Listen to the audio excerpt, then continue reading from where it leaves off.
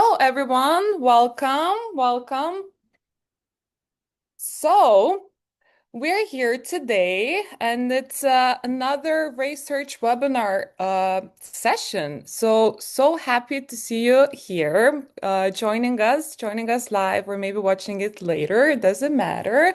We're very, very happy to have you here with us today. Yes. So. What we have today, it's the Artificial Intelligence in Cancer Care webinar series that we started some time ago, right? And we started that in April. So a couple of months passed since April. Now we're in June. Now we're here, but we haven't forgotten this series. So we are here again. And we started also this series with a little bit something new, and that was some questions, some polls that we would like to ask you. And some of them was about just to get to know you better, because I'm pretty sure you might as well know us a little bit. So I'm Morta, and I will help you today to go through the webinar, and I will moderate the session, and I will also be launching these polls. So for the first poll, I would like to have a little bit of a warm-up question. So we last time we saw each other, it was in April, but now we're here in June. So if we say from 0 to 100, how much did you miss the AI in Cancer Care webinar series? And please go in, give us your answer. We prepared a couple of options for you. So it's 0 because I have been totally fine, but here I am. 44 maybe. So it's something along the lines just enough to open the email invitation. Or 78, so my calendar felt suspiciously empty. So you were a little bit eager to come and see it here. Or 100%. So you've been counting the days until the June 26th, where we are today, and where we having the webinar. So I see a lot of you coming in, having your results, and all right, let's see. So what we have here is, all right, so we have a bit of a distribution. So you say that for like 41% of you say that it was just enough to open the email invitation, and we do appreciate that. And then the other 44% were above 78, so you are quite eager, which is good to know. And we're here for you to don't disappoint you. Let's put it this way. All right, but.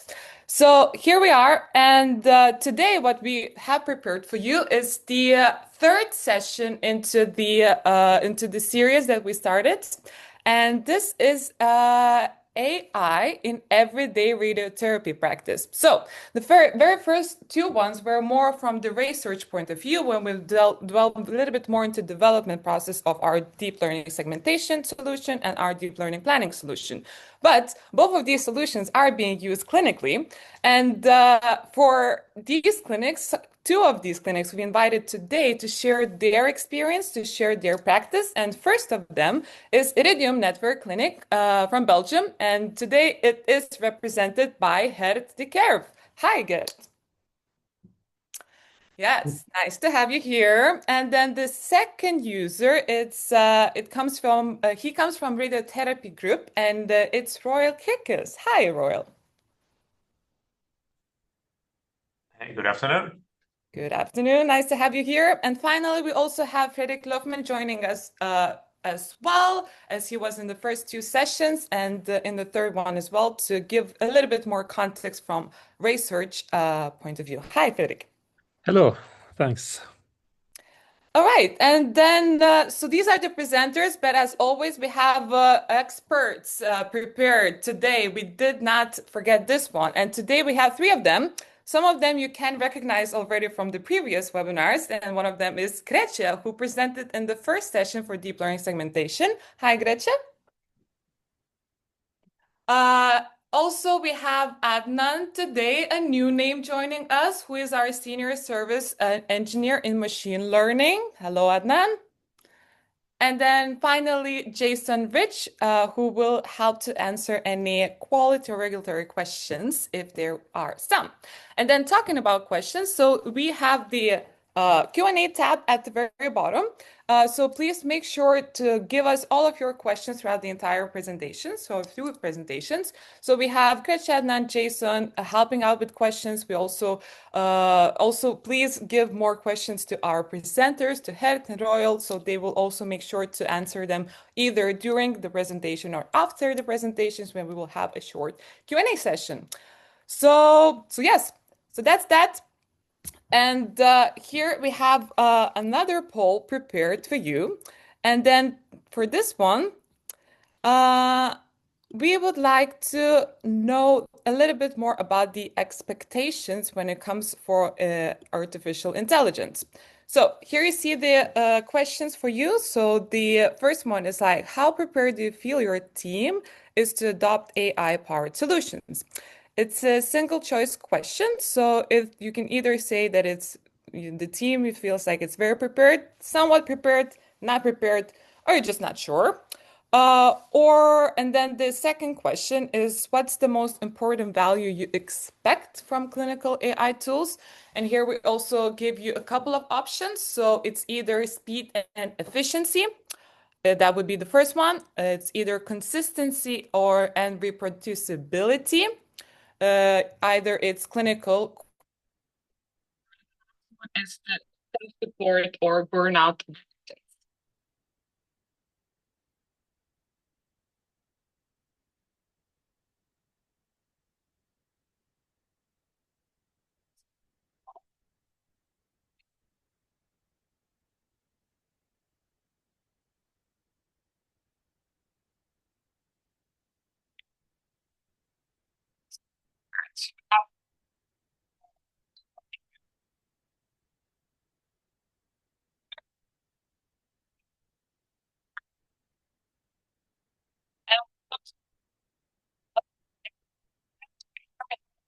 Nice division between all of the questions with speed and efficiency leading, but clinical very accurate. I think to go to the first intro.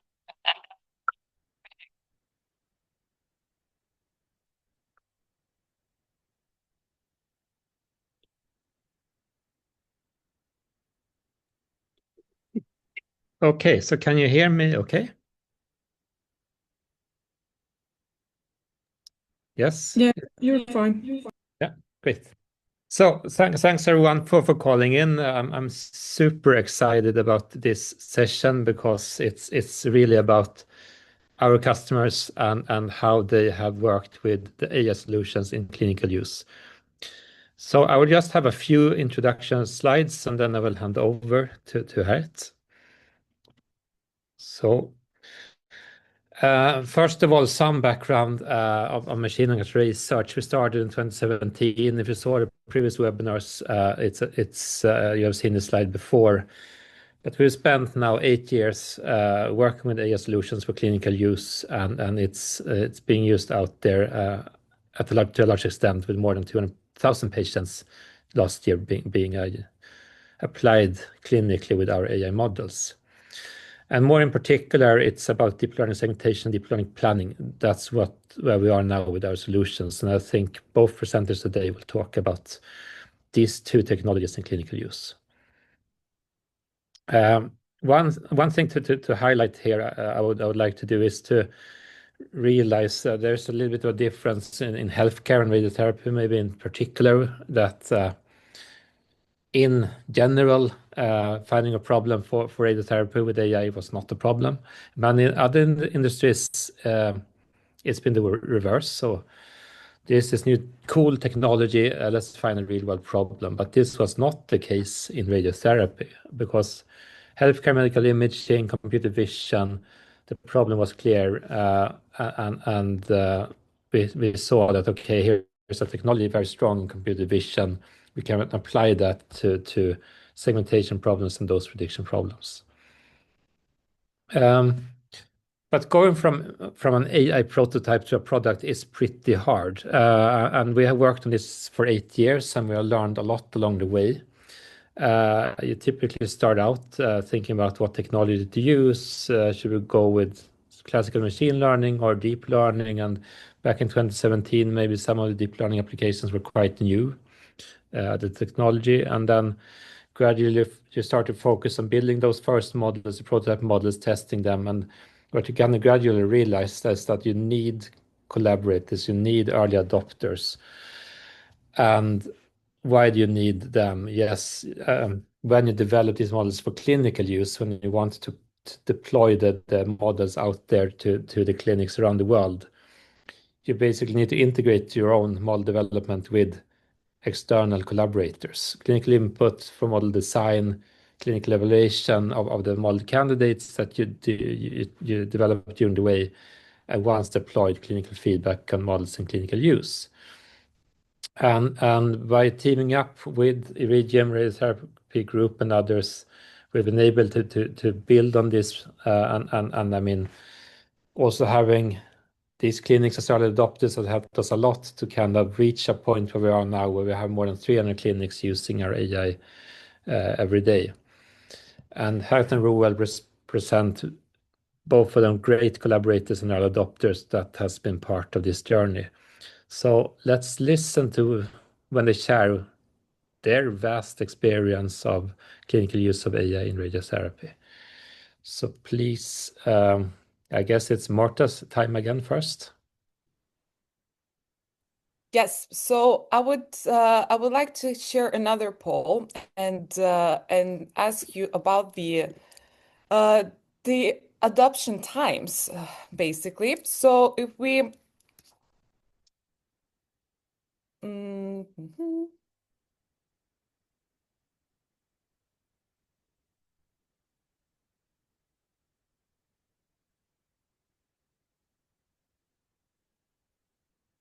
Or okay, I think we can move on to the presentation. Sorry about that.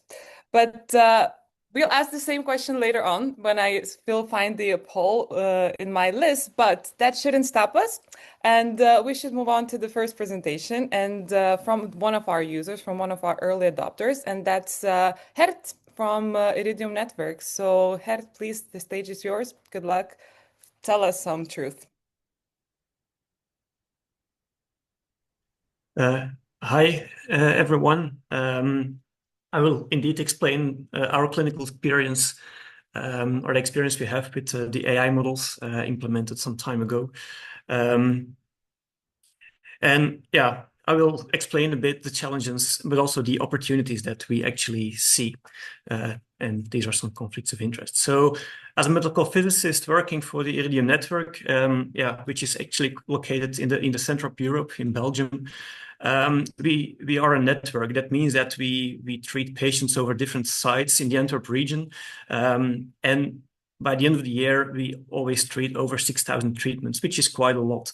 And these high numbers, they actually made us think a couple of years ago, how can we actually improve the efficiency in our department? We scan a lot of patients on our CT scanners. They all need treatments, segmentations, plans. There should be a more optimal way to do this than just all manual. And we looked at two solutions, a deep learning planning one and a deep learning segmentation one. And for the planning one, we focused on the implementation of prostate deep learning planning models for now, mainly. While for segmentation, we had a little bit of different vision, and there we really tried to apply this to all the patients. So all the patients that actually got a CT scan in our department at least get one organ segmented via AI. And for this, we use a couple of models which are clinically live. If we look at some numbers, then you can see that we started doing this in the second half of 2022. And actually 2023, we used as some kind of a ramp-up phase. So trying to increase gradually one by one, adding more pathologies, mainly to the segmentation, adding more of those prescriptions to the deep learning planning models. And starting from 2024, and until now, I think we can say that we are at a quite stable level, segmenting over 500, planning over 500 patients a year, and segmenting over more than 4,000 patients a year. So that's actually quite a lot. But it also gives us the opportunity to look back at what we did before we started actually implementing these models. And then we can see that for segmentation, we actually gain 10 minutes. This is data for prostate patients only. And actually by just AI segmenting prostate, rectum, but also some clinical target volumes, we can actually lower on average the delineation time from 30 to 20 minutes. Taking into account these 500 patients, this starts to add up, of course.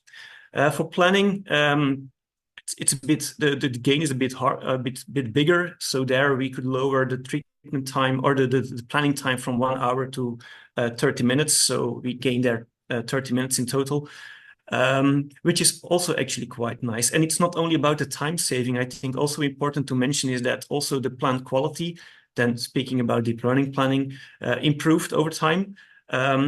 And maybe even more important is not only the plan quality as such, but it's also the consistency. There's just less variation. People, dosimetrists, physicists, they still can have a bad day at the office, but in the end, it's not reflected in the quality of the plan. And actually the same holds for segmentation. Also segmentation, AI segmentation gives just more consistency. If you're delineating an anorectum, then the question is where actually to start and to stop. And there's a lot of variation in the volumes that are countered by dosimetrists, radiation oncologists. And this is also reflected in the moment you have to review the plan. So I think consistency is maybe key. And yeah, I mentioned the time savings already, but it's not only in our department. I think there is some general consensus that in every center, AI actually makes a difference. And this is a nice publication published a couple of weeks ago where they could finally see for the first time for a very long time period that the red bar is actually the time point at which they implemented AI segmentation. And that's also the moment that actually people started to spend less time on segmentation work.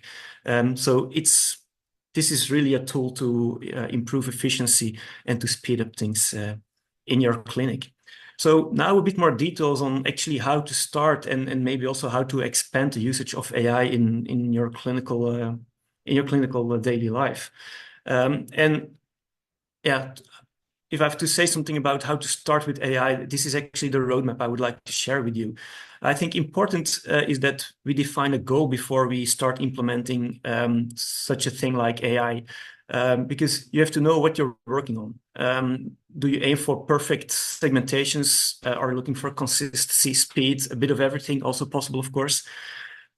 Secondly, I think you have to go into the literature. There is a lot of great literature out there that really gives some guidance, gives some advice on best practices, and it's really helpful. I mentioned here just one publication, but there are many out. So it's really worth digging into that.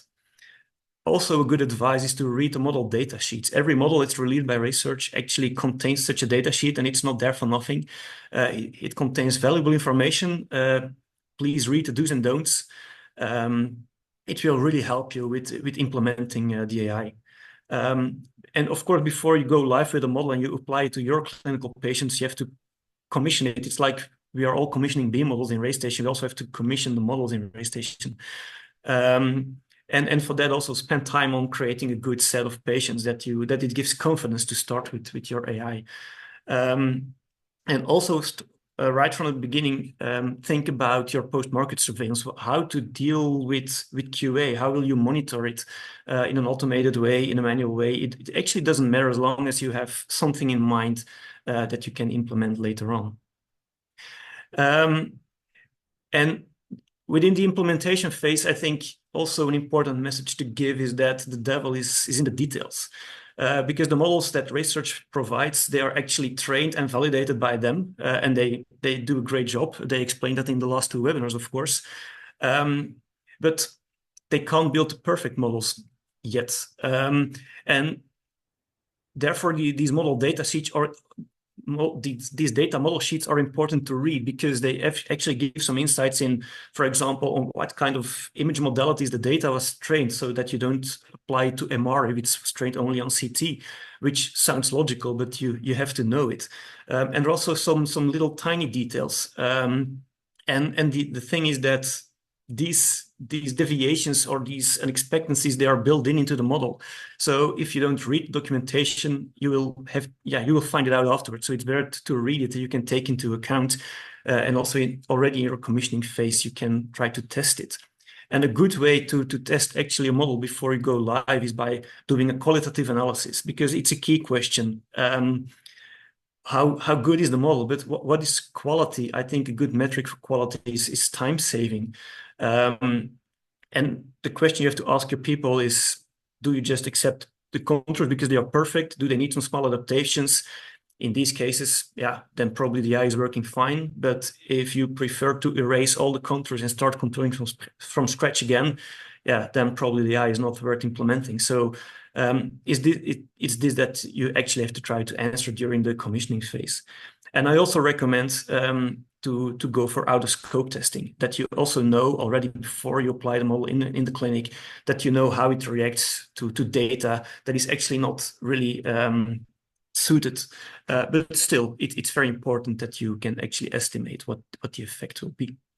And an example, for example, is the bladder segmentation. And if you read documentation, RaySearch clearly states that it's a model built on male data only.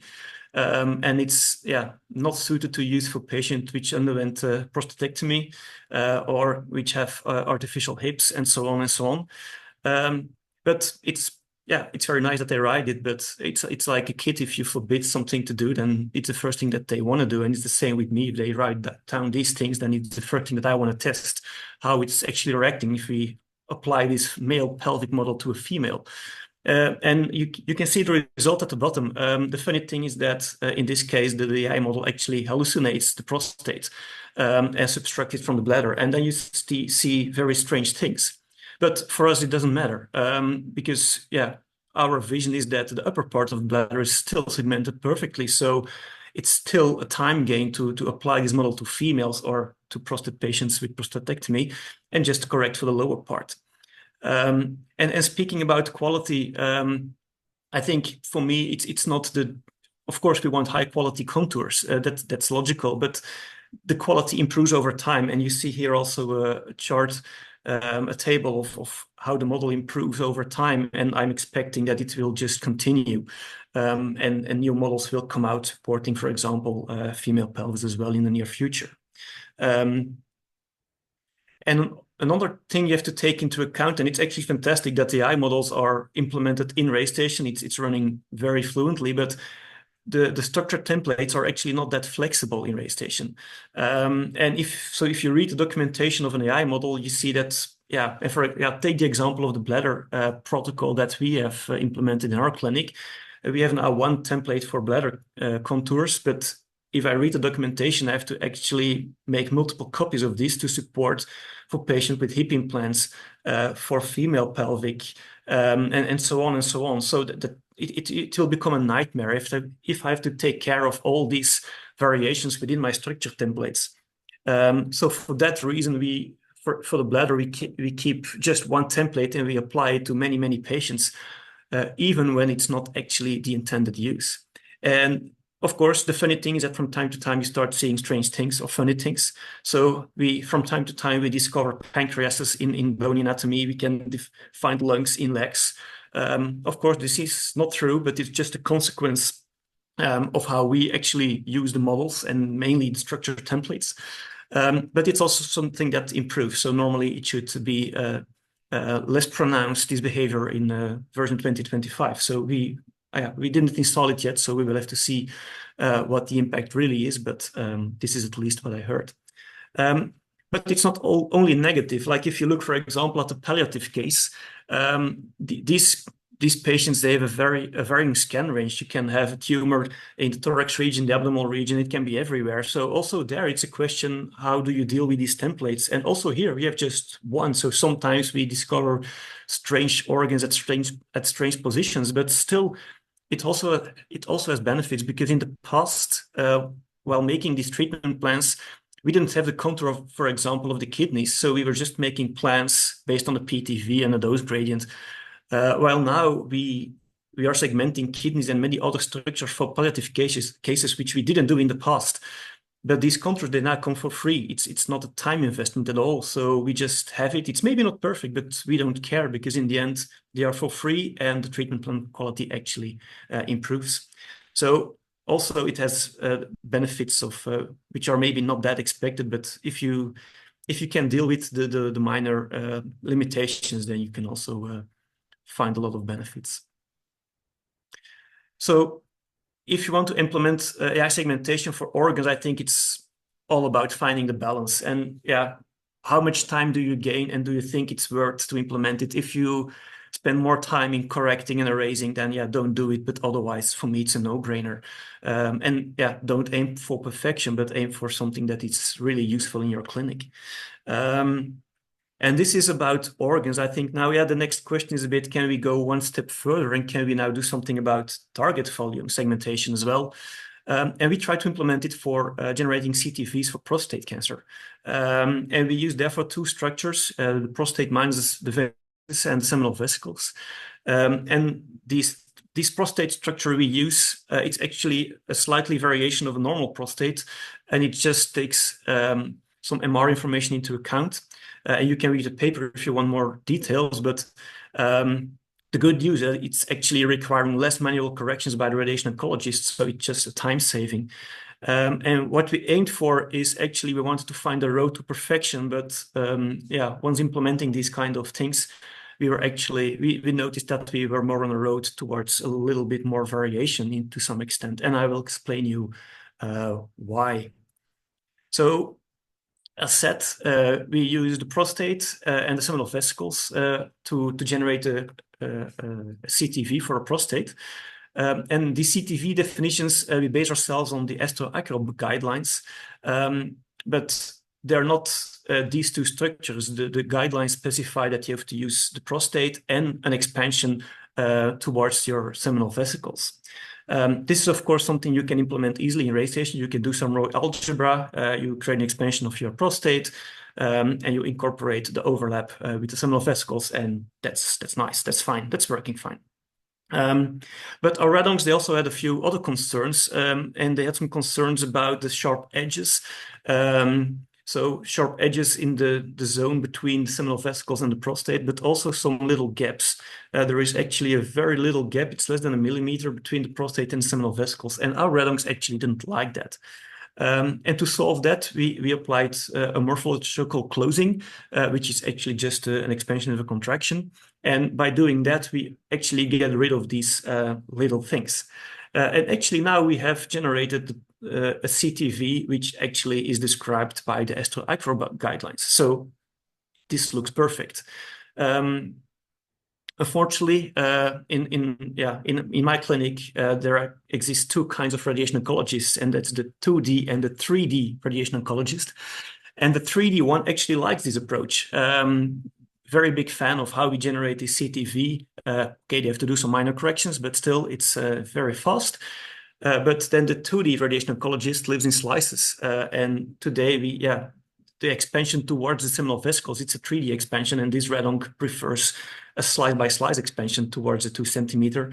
So this radonc starts correcting the clinical target volume. It's maybe not 100% following the guidelines, but it's clinical interpretation, it's clinical decision.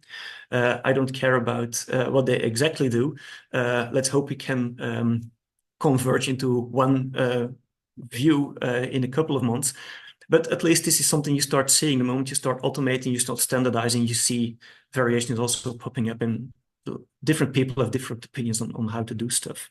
But in the end, it's feasible to generate target volumes for prostate. And if you look at this diagram, you can see, I just explained it, that we use a CT, we use a model, we predict some organs, and then we do some post-processing to create our final clinical target volume, taking into account guidelines, but also some clinical preferences of radiation oncologists. And this diagram is actually quite similar to what you see in deep learning planning. It's the same principle. You have input, you have a model, there you predict dose, and you also do some post-processing. And I think the post-processing step is key here, that RaySearch can provide organs, can provide structures, but if you just play with them, then you can actually generate very nice, in this case, clinical target volumes. And it's a time-saving stuff because, you just apply a margin to it and you have your PTV, and your radoncs, they start saving time more and more. A fast look at the future. I am already dreaming about the next version of RayStation, version 2025, because as said, normally the performance will be better of the AI models. So the learn in the lag normally will not happen anymore. So I'm really looking forward to that. Another thing that is very important for me is the support for a female pelvis model. Mainly speaking about online adaptive, I think this will become key, that we have fast segmentations of a high quality. I'm also a big fan and looking forward towards the vertebra segmentations for multiple reasons, but also to go one step further, because now we have automated segmentation and planning for whole brain radiotherapy, but sometimes a part of the spinal cord needs to be incorporated as well. And I think with this we can actually do this. And also, I think there is a big opportunity for Ray Intelligence, because we all want to know how the AI models are performing. And it's also something we're looking into, but it's hopefully very promising, and I'm really looking forward what's going on in that field the coming months, actually. And to conclude, so as said, this is our roadmap, and I will summarize a bit our decisions that we made. So yeah, looking at the goal, I think we mainly went for efficiency and speed. We didn't want to spend less time on segmenting organs far away from a tumor, but important for reporting. So sometimes radomes, they do not correct imperfect structures, but it's not important. The fact that they're there is already helpful. Please read the model data sheet. It really contains good information, and please test all the unintended use cases. It really helps you understand how the model reacts and what you can actually do in your clinic, and you can actually do more than what is maybe described in the document, but still it's important to read and to know. For commissioning, there is a lot of variation in the number of patients you have to incorporate in a test set or in a commissioning set. For me, you can choose 5 patients, you can choose 50 patients. You have to realize one thing: you will never find all the problems. So whatever number you pick, live with the consequence that once in clinical routine, you will find out problems and you will have to solve them. And for that, the QA or the post-market surveillance is actually key. And yes, Ray Intelligence will play a role. You can also look at maybe other automated solutions. But for us in our department, it's actually, we just keep the humans in the loop. Radiation oncologists are still responsible for the contours, and they have to review it. And this is the loop that we have implemented. The moment they see strange things, they inform me, I discuss it with RaySearch, and hopefully in the next version, we get rid of the problem and we have more stable AI segmentation models. And keep in mind that, like the example of the palliative case with the kidneys, you can actually spare doses. You can actually create better treatment plans just by implementing AI segmentation at a cost of nothing. And I think that's also very important, because in the end, it's all about better treatments for patients. And here, AI segmentation gives better treatment plans. So it's a nice example that we have to keep in mind as well. And by this, I want to thank you for listening. And please, like we did a couple of years ago, embrace AI. It's a fantastic tool. And if you want to take it to the next level, maybe you have to work a bit harder. That's actually what I did. But it's still fun. So thanks for listening. And I'm more than happy to answer any question later. Thank you, Geert. Thank you so much. There are some questions coming in the chat, so you're more than welcome to answer them there while the next presenter is presenting, giving his experience. But hearing Iridium's story is valuable, and thank you so much for that. Now, before we move on to the next presenter, I do have a little short poll to launch and ask. We heard what is AI for Geert and Iridium, and what they consider is clinical. Now, I would like to ask you what you would consider, in your opinion, that would make an AI solution clinically ready. And you can select 3 most relevant, what is for you, would you, as you would see. So, and we gave some options here for you to pick from. So it's either the integration with existing systems, it's the validated results, it's just the ease of use. So how easy it is to just plug in the AI solution and start using it, whether it's segmentation or planning. or it's the pure success story. So, for example, the one that we just heard from Geert, or vendor support. So this is where RaySearch would step in and, of course, support you. So pick some choices, and in a couple of seconds, we can see them all.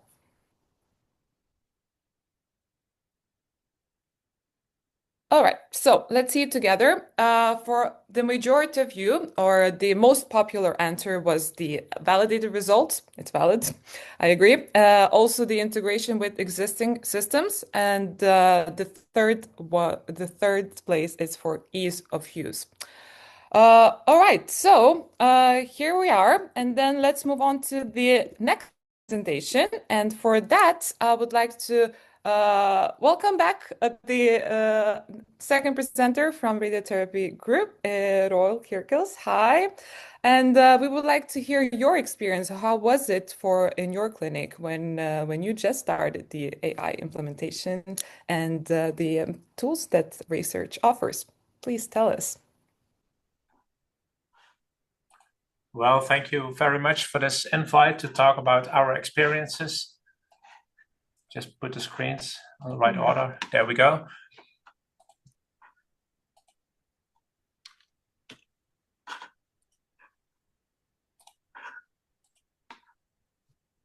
So I have some disclosures. We are a RayStation user since the beginning, I would say, 2011, and we have intensive research collaboration with RaySearch. So Roel, I think you're still not seeing your screen. You're not? Okay.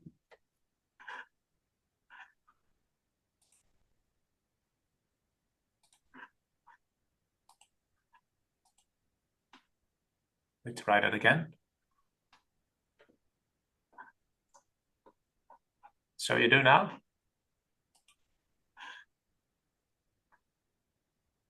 No, not yet.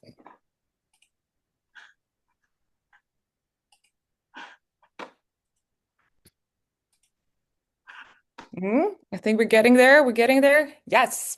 We see a slide number 3.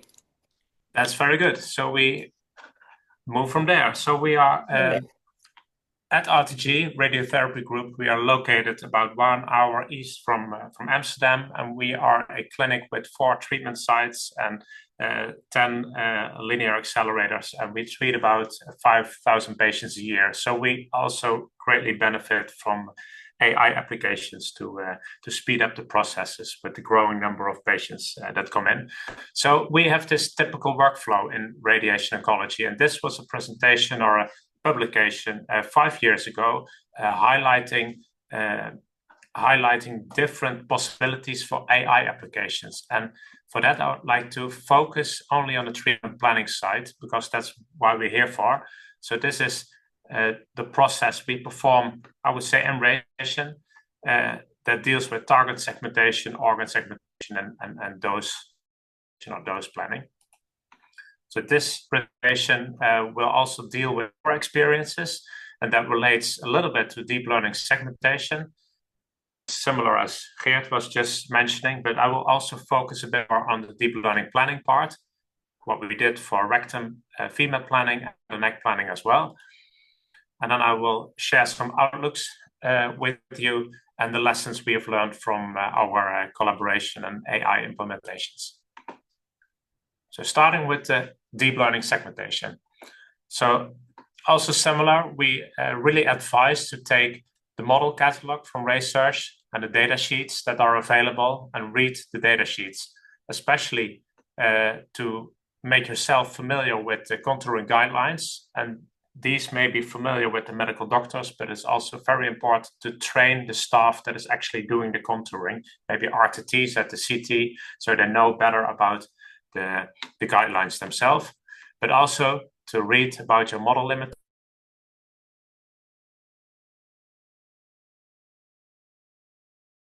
density materials where the model clearly fails, and that is something that you should be aware of. So before clinical implementation, we of course take a test set and test the model using clinically realistic data, and in this case for demonstration also with distortions. And we stress, at least in our clinic, to involve all users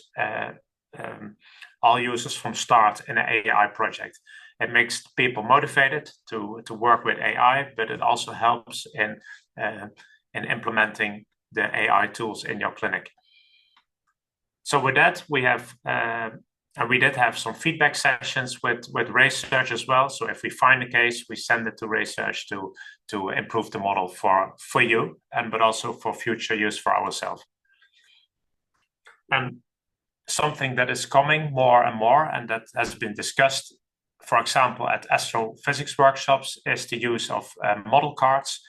So I put a link here in the QR code as well to find their publication on model cards, not only to make vendors more transparent about the models, but we also think that's good to report your testing for your own clinic and keep track of, for example, the creation date or the clinical implementation date and limitations of the model. And as mentioned by Geert, also, we believe that qualitative evaluation is very important in accepting the AI models for segmentation. So how did we actually implement that in clinic? To bypass the structural template limitations a bit, we scripted the whole part using initialize script to create structured templates and populate the ROIs.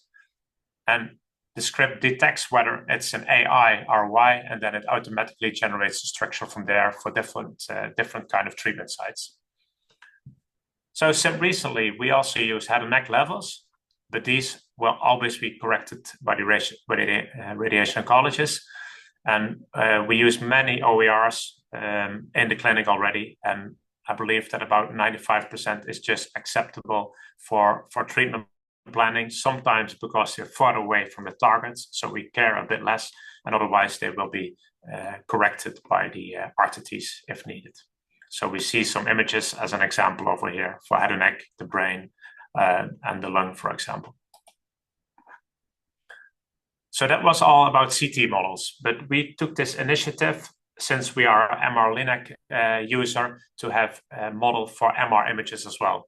So it's maybe not only MR-Linac, but also for MR-only workflows interested to have a model to contour prostate cases, for example. So we took this initiative together with RaySearch to start a project early 23, together with a student of us.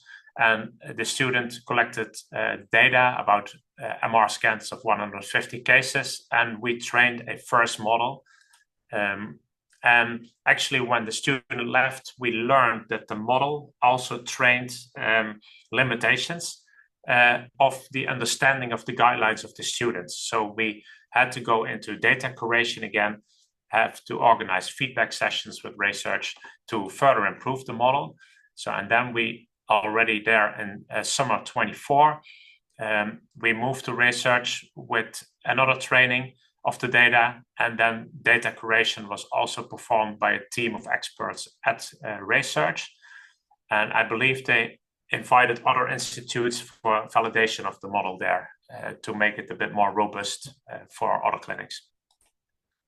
At the end of last year, we organized feedback sessions with them, and we also evaluate the model with our radiation oncologists and RTTs involved in the project. And since version 25, this model has been released. So we are really looking forward to implement RayStation 25.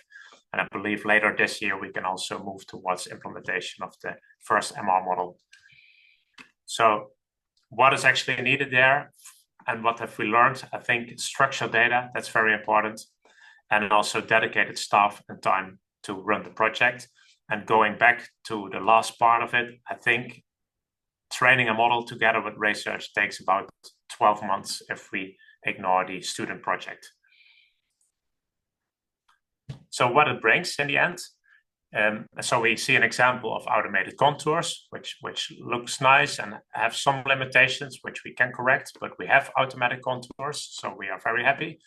We have a more in-depth understanding of the guidelines, but also I want to stress that we have very motivated staff to collaborate on AI models, and that's, I think, very nice. And that brings us very consistent and automated segmentations in the end on our MR images. We did have this already, but it may be interested for clinics that then you also have standard color schemes and name conventions for your structures, but it also brings a acceptance procedure and commissioning phase of your deep learning models and the maintenance and giving feedback to RaySearch to improve the models in the future. And importantly, I think we have to look into methods to find outliers to detect patients that need more attention for auto-contouring. So we expect to implement male pelvic model at the end of this year. And hopefully we can also bring this into our MR-Linac treatment workflow. So that was only a small part for the segmentation part. Now I want to move to the deep learning planning part. And we did have some experience in the past, and it is not as simple as plug and play. So we had this idea to build trust and to start simple. So what we did, we just take a target that is relatively simple to plan with VMAT. So we chose rectum. We also built a dedicated team which can spend days of work on tuning the model and having a relationship with RaySearch to improve the model. So that's why we use planning experts, people with a lot of planning experience. We did have to find consensus on our clinical goals. And again, we like to involve all disciplines from start of the project. With these ingredients, we could build a strategy, and I will come back to that later. And we have to build and optimize the strategy. Once it works, we can validate the model and test the model. Test the model on quality. It should not be less than our clinical plans. The plans should pass the plan-specific QA, and the complexity of the plans it should not be too dramatic to be implemented in clinic. So also a timeline here for our rectum project. So we started with the conditional Atlas random forest models early 21. We tuned the strategy. So then we go into a JSON-like file where we can perform some settings. And typically this is done by RaySearch, but we have some experiences here, so we were able to tune the model ourselves. Then we introduced the model late 21, but then we already realized that we could further optimize the model because we're comparing the data with our clinical plans. So we suggested to move from the Atlas random forest models to what RaySearch was working on at that time, the UNet models. So we provided data to train a rectum UNet model, and we introduced that mid-22. But we have to do maintenance on the models, as been said. And once you have a new RayStation version coming in, then we have to also check the models if they still work.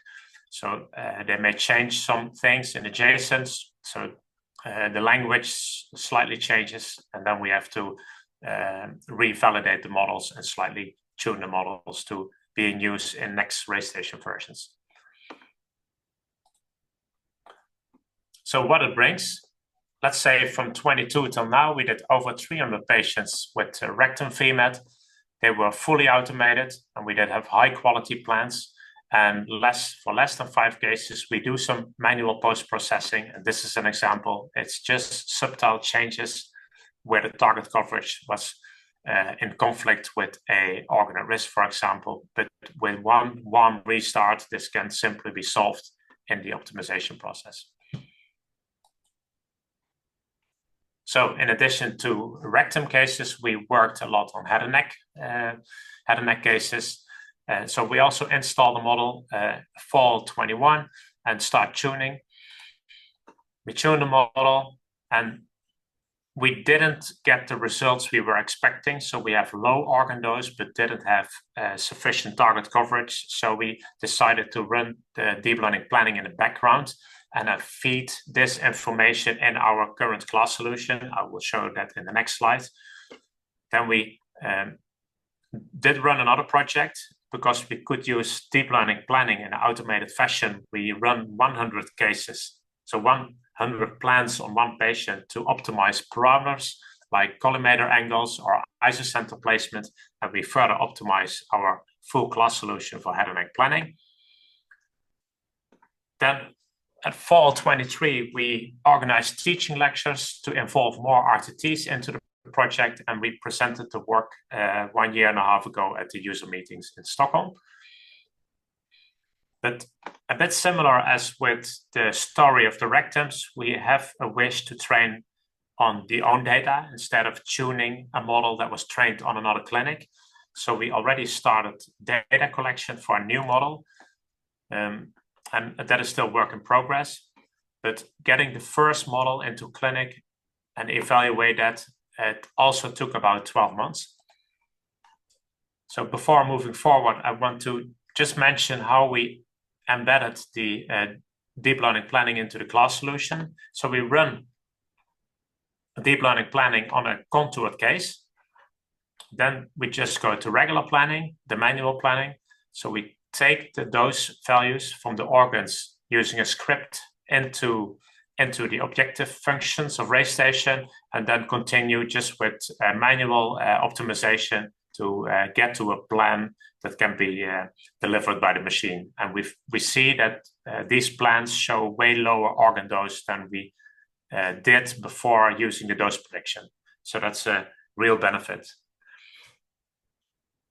So moving forward with the timeline, we realized that having only 50 patients a year, roughly, we will not have sufficient number of patients for training a new model if we wait more than 2 years. So we took the initiative to make a multi-center head and neck model, which has some other challenges, but that's what we thought end of 2004.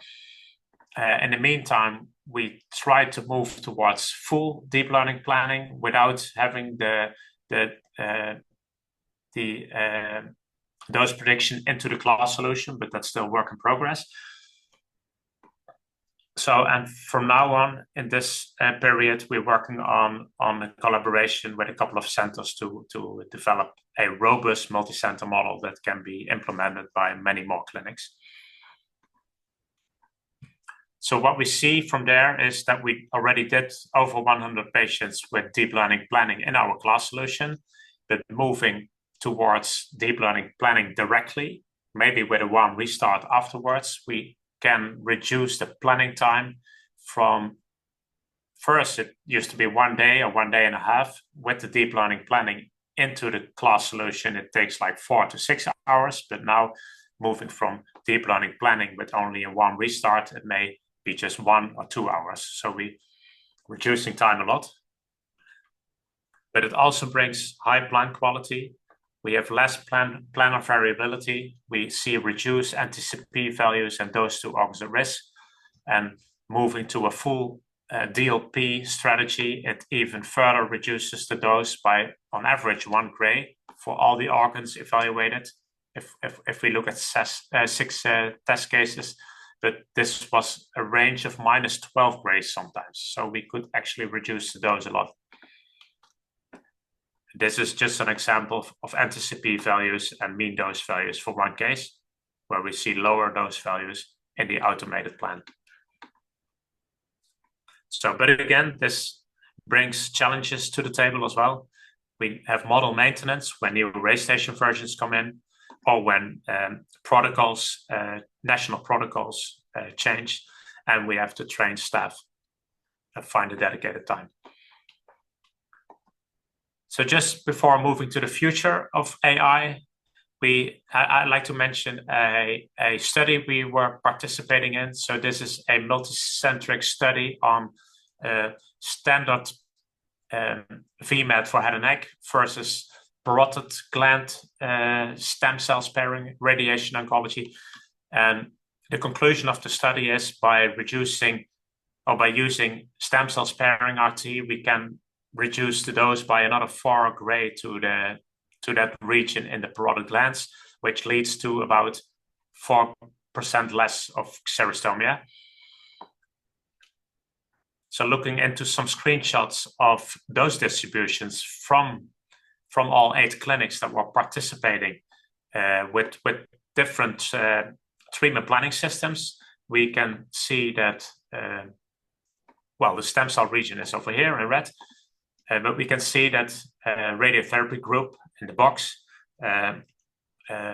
provided a plan in a study that uses DLP, and in the end we scored with the lowest NTCP of all clinics, and I think that's really attributed to the use of deep learning planning, because it ensures optimal dose balancing among all organs at risk automatically. And if we just look at some numbers, we see that we did the study for 3 patients. So all the colors are 1 patient, and then all the columns are different institutes. We see that we are pretty much lowest at all cases. So then I like to finalize with some outlooks. So as already said, we like to move on with a multi-center head and neck model. But we also like to focus on breast cases or thoracic wall cases with lymph node invasion. We have a lot of patients being treated for breast cancer at Radiotherapiegroep. And importantly, we feel it's not a plug-and-play solution. We cannot directly transition from our current technique to AI planning. So we take this step by step. And also plan quality at this point is very dependent on the skills of the planner. So that's another reason to move to AI planning. So what did we do already to move towards AI planning is that we automated several steps without AI, but we estimate the heart and the lung dose and the dose of the contralateral breast based on tangent fields. Then we use this very nice feature in RayStation to simulate organ motion to create plan robustness and this flash region on the breast plan. In the third phase, we already use robust optimization to create a treatment plan based on these dose estimates from step 1. And so then you see the dose distribution on the left, which is scripted. And nowadays we continue with manual planning. And looking at the arrows, we see that we can still reduce dose to the heart and make some subtle changes to the plan that improves the plan. But this still takes about 1 hour.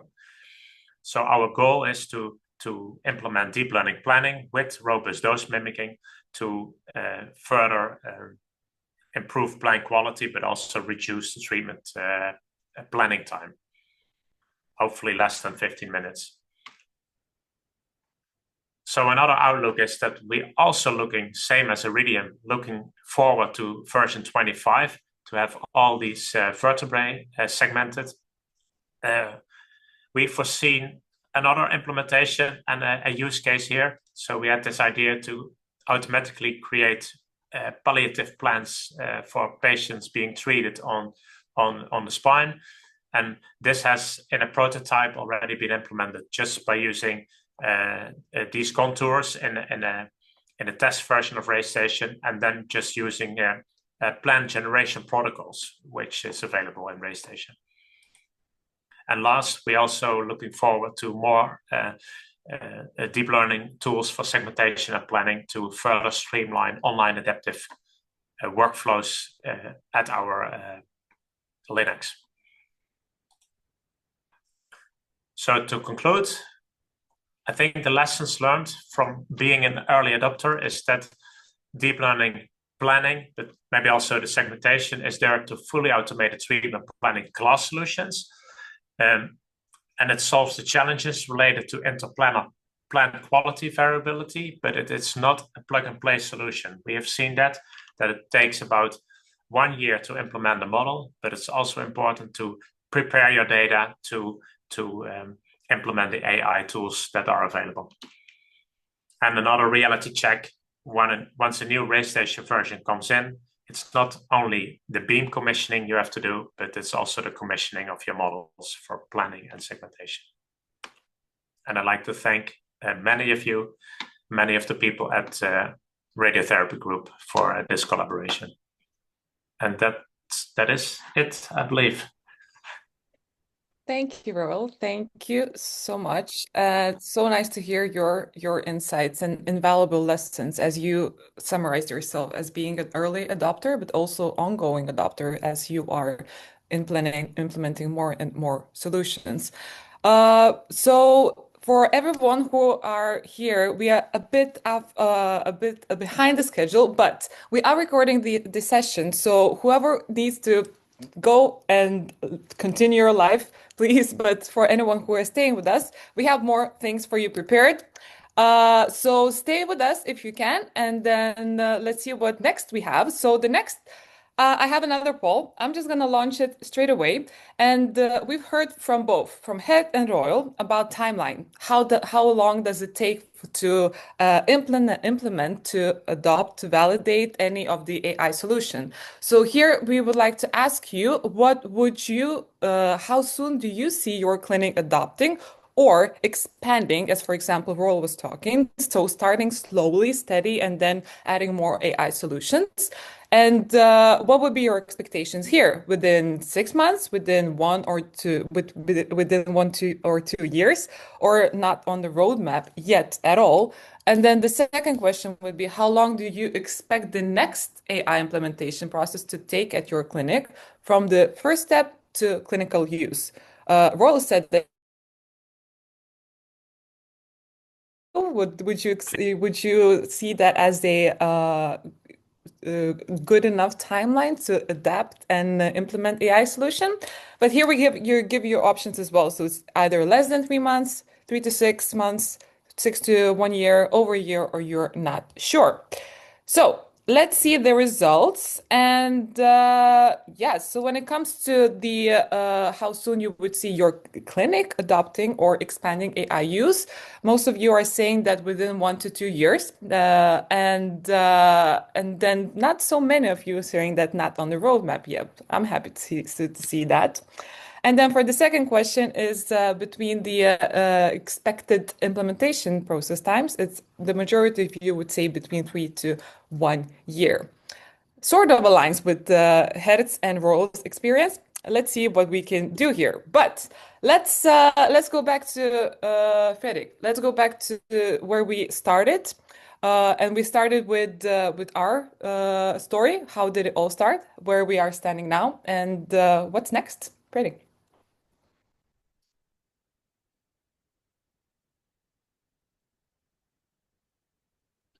Okay, there's the sound. Thanks everyone that is still in the webinar. I will have 3 slides here to conclude the session, and a huge thanks to Geert and Roel, of course, for sharing their experiences. Super interesting to listen to, and I really think that's what we should do more: learn and listen to each other, and in the end make greater impact for the patients. So AI automation is happening. So what's next? I believe that the focus now is switching to how to use AI safely and efficiently. We have mentioned in this session that model cards, so what we call model data sheets, performance monitoring, auto QA of model output is becoming more and more important and focused on. We will definitely see more AI applications in radiotherapy workflow, more than segmentation and planning, going into clinical use. And it was mentioned, I think, by both Geert and Roel, but multi-clinic model projects, benchmarking results, treatments, dosimetric or segmentation or outcome or whatever it is. We see more and more of this coming as well. And AI might be used as a technology that could help harmonize the way we treat patients. We have heard a bit about, okay, what's the time to go as an early adopter to deploy a model from start to end, and it takes to be part of a model development project is a year. If you get the model off the shelf, so to speak, it's faster, but I think gradually this will be faster and faster. It's not yet plug and play because it's super important to, of course, test the models on your local data before clinical use. But there is this feedback loop happening. We have 300 plus customers using our AI. Gradually, the go lives are smoother. That means more clinics using AI. That means more clinical AI know-how in the clinics. This combined becomes more feedback going to us. We can use that to make the models more robust over time, and then the models are more general. There's a wider usage of AI that results back in more experience and smoother go lives and so on. So we think this, with early adopters paving the way, future use of AI will be more streamlined. And to achieve this kind of feedback loop, there needs to be tools for commissioning, performance monitoring, feedback collection, but also there must be clinical AI processes, how to work with this technology in the best possible way, how to monitor results, and so on. And finally, I mean, automation opens up for analytics. So AI is today a natural part of radiotherapy workflows. Automation leads to more consistent data that leads to data suitable for analytics. And Geert mentioned it, but we are super interested and working on Ray Intelligence for kind of analyzing data created in radiotherapy workflow. For example, to monitor trends, detect outliers, increase efficiency of the clinic. So if you're interested, please reach out. I think this is in general a very interesting, I mean, system, but perfectly fit for AI-enabled clinics. So where does this leave us? Well, AI is widely used in radiation oncology, and the implementation is key. I think today's two presentations have clearly stated this. Clinical implementation of AI-driven automation will continue up. And of course, we have seen proof of that today. AI and healthcare are partners in progress. Let's continue to focus on the how together. So with that, from me, it's thanks for listening, and I hand over back to Marta. Thank you, Fredrik. Thank you for summarizing this. And yes, and thank you for everyone who are still here. As far as I see, we have still 100 people. So super nice to have you. And yes, so we are coming to the end of this season, I must say, for this season of the RaySearch webinars. So we started all the way back in winter, to be honest, with proton arc therapy webinar. Then we jumped into the AI sessions, and here we are. But we are not stopping here, and we have plenty of things planned for the future as well. And to make it a little bit more easier for everyone what's in the future and how to find it, we created a new webinars page. So I would just like to invite everyone to go there and see what we have put everything for you there, because our main goal is to have everything in one place. So now we have this one page where you can find all of our news, all of our webinars, the ones that we are planning, the ones that we already had, and we are putting them in our YouTube channel from now on. So to make it even easier for anyone to access, because we're here to share the knowledge. We're here to share the knowledge from RaySearch point of view, but also with all of our partners, collaborators from our clinical friends. And we had such a pleasure to hear today from two of them. So once again, I would just like to thank you a lot to both. Geert, thanks for sharing your knowledge. Roel, thank you as well for sharing your knowledge. I'm sure that it was valuable for many, many, many of us. And now to finalize, I do have a very last poll ready for all of us. So it's just for us to know what you would prefer. So I named this one as next step for us. So would you be interested in a follow-up discussion to explore AI options at your site? And here we have quite a simple options as yes, probably, and not at this time. Another question in the same poll is, okay, so we started from the scale from 0 to 100. Let's finish it with the same scale. So a little bit different now. So from 0 to 100, how likely are you to join the next AI in Cancer Cure webinar? if we would create another after this summer break. And here we have a couple of options as well. So nope, because you was just forced to join today for some reason. Is it 4 to 4, so like half? Because if you're if the invite shows up again, you might join, might not. Are you a little bit more eager because your calendar is already low-key blocked, but you might, switch some things around to make it to this future AI session? Or you're like 100% there. You're like, I'm basically training my own attendance model. So of course I will join if there would be any. And talking about what there could be, just give us some options of what you would be interested in AI topics, because AI is such a broad topic. Obviously, it's a technological breakthrough. It could be applied anywhere. Everyone is saying, is it true? But it could become true if we're teaming up and we're working it together on this one. So here are some options. Give us your input, please, and we will try to follow that one. And for anyone still here and interested to see the results, here they are. So I see that, all right, only 27% of who is still here would not join wouldn't like to have a follow-up discussion to explore AI options. Fair enough. The majority of you would, or probably, so that's good to hear. Let's see how we're feeling at the end. So, okay. I see that you would be willing to join the next session. That's super great and nice to hear. And when it comes to the topics, the most popular one is the supervision, QA, and safety in AI use, which nicely ties back to how Fredrik ended this whole session, that it is the future. And this is where we should switch our focus, because now we have the tools ready and being clinically used. Now let's make sure that they are safe as much as they can be. All right, but from me to you, just be safe. Wear some sunscreen, enjoy sun, enjoy summer break for the ones who are going there. And I really, really hope to see you back in fall when we're ready for the next season of RaySearch webinars. Take care.